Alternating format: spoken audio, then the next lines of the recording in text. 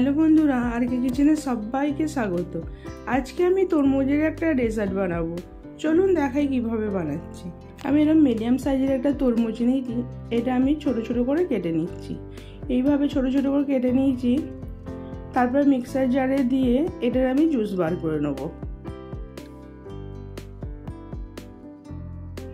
একটা চাটনি নিয়ে এবার আমি এটাকে ছেঁকে নেব।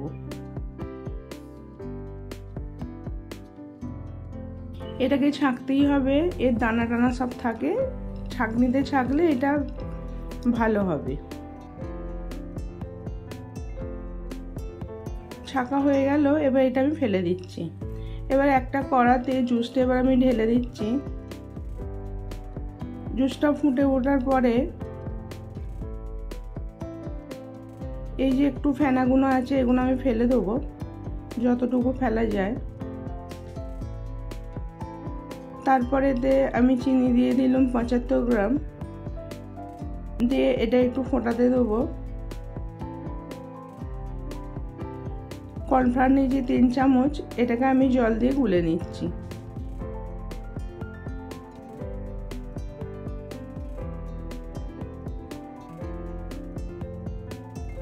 তারপর ফুড কালার দিয়ে দিলাম আধা চামচের একটু কম। রেড কালারেরই ফুড কালারটা দিতে হবে। একটু ফুটে যাওয়ার পরেতে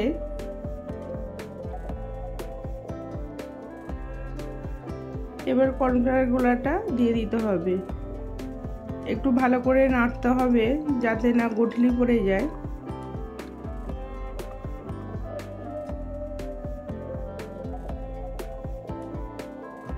এইভাবে নেড়ে নিতে হবে।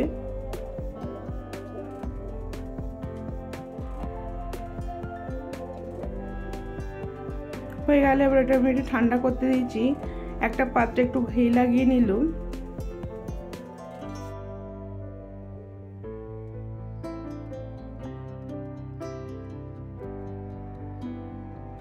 এবার এটা আমি ঢেলে দিচ্ছি।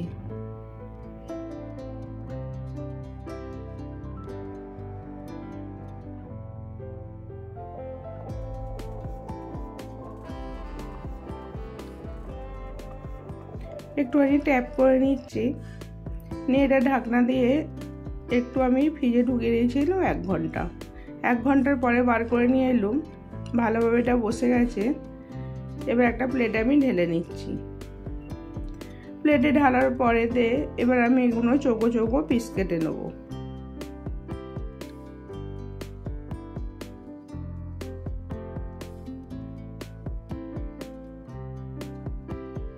একদম নরম তুলতুলে, এগুলো বাচ্চাদেরও ভালো লাগবে খেতে। কত সফট। এবার আমি একটা প্লেটে চিনি পাউডার নিয়ে নিয়েছি। এবার এগুলোতে আমি একটা একটা করে লাগিয়ে নেব।